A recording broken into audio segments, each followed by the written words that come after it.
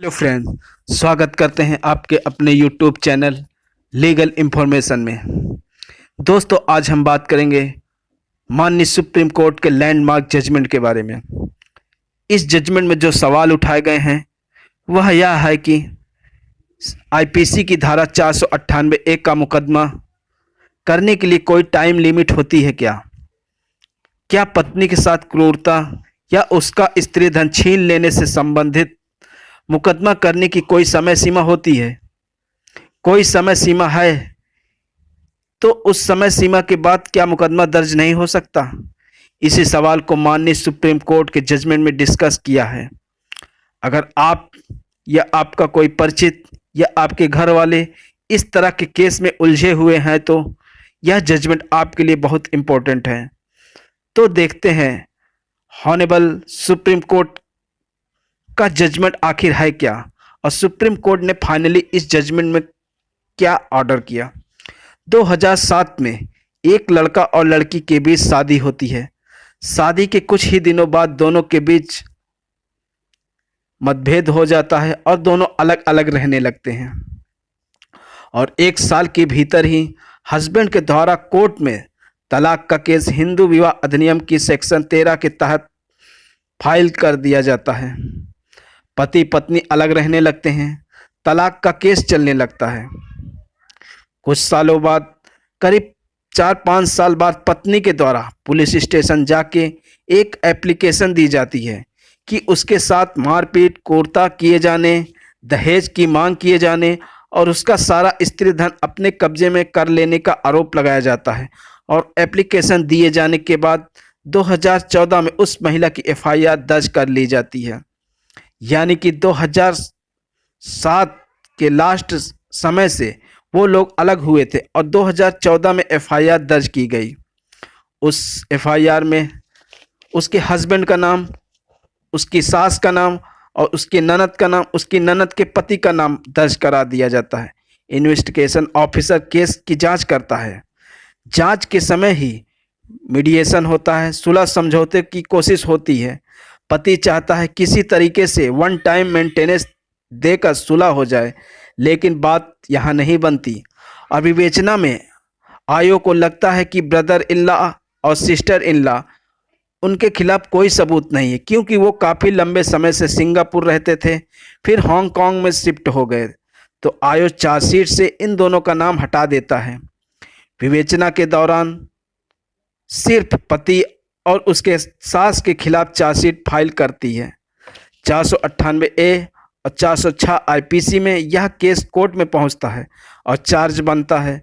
Husband के खिलाफ 498A और 406/34 आईपीसी के तहत चार्ज बनता है, और सास के खिलाफ सिर्फ 406 यानी कि बहू का सामान छीनकर रख लेने का चार्ज बनता है।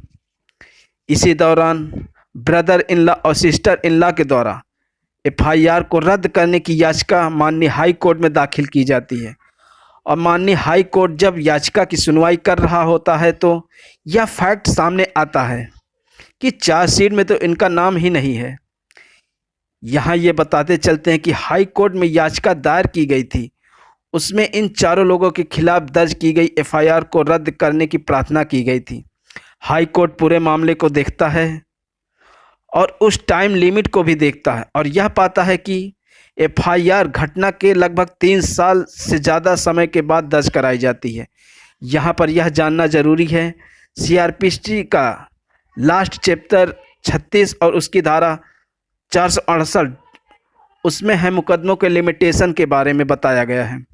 मजिस्ट्रेट क्रिमिनल केसों को कितने समय बाद ले सकते हैं, और उसमें यह भी बताया गया है जिन मुकदमों में 1 से 3 साल तक की सज़ा का प्रावधान है, उनमें 3 साल के भीतर ही केस दायर करना होगा। इस बात को ध्यान में रखते हुए माननीय हाई कोर्ट के द्वारा कहा गया कि चूंकि एफआईआर जो घटना के 3 साल बाद दर्ज कराई गई है, मजिस्ट्रेट के पास चार्जशीट भी पहुंचाई गई, इसलिए यह मामला समय सीमा के बाहर था और 498A का केस सास और हस्बैंड के खिलाफ जो दर्ज कराया गया था, उस एफआईआर को माननीय हाई कोर्ट रद्द कर देते हैं और यह कहा जाता है सिर्फ सास के खिलाफ आईपीसी की धारा 406 का मुकदमा चलता रहेगा।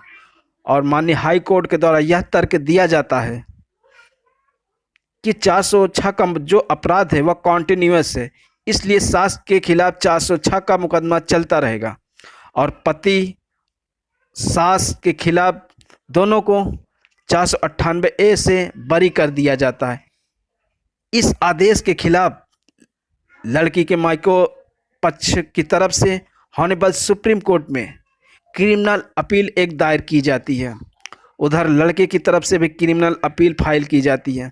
सुप्रीम कोर्ट के द्वारा दोनों क्रिमिनल अपील को साथ साथ सुना जाता है, दोनों पक्ष की डिटेल से आर्गूमेंट सुने जाते हैं और कुछ महत्वपूर्ण केस लॉ का भी जिक्र किया जाता है, जिसमें वनका राम मनोहरी वर्सेस वनका वेंकटा रेड्डी, इस तरह के कुछ खास महत्वपूर्ण केस लॉ का जिक्र किया जाता है। फाइनली सुप्रीम कोर्ट कहता है चूंकि यह एफआईआर टाइम लिमिट के बाहर थी और घटना के लगभग 3-4 साल बाद एफआईआर दर्ज करी थी, देखने में यह लगता है कि ये एफआईआर विपक्षी पर मात्र दबाव बनाने के लिए की गई थी। फाइनली सास और उसके हस्बैंड दोनों के खिलाफ दर्ज कराई गई एफआईआर को रद्द कर दी जाती है। यहाँ दो बातें देखी गई इस जजमेंट में, चार्जशीट फाइल होने के बाद एफआईआर रद्द की गई और माननीय सुप्रीम कोर्ट के द्वारा।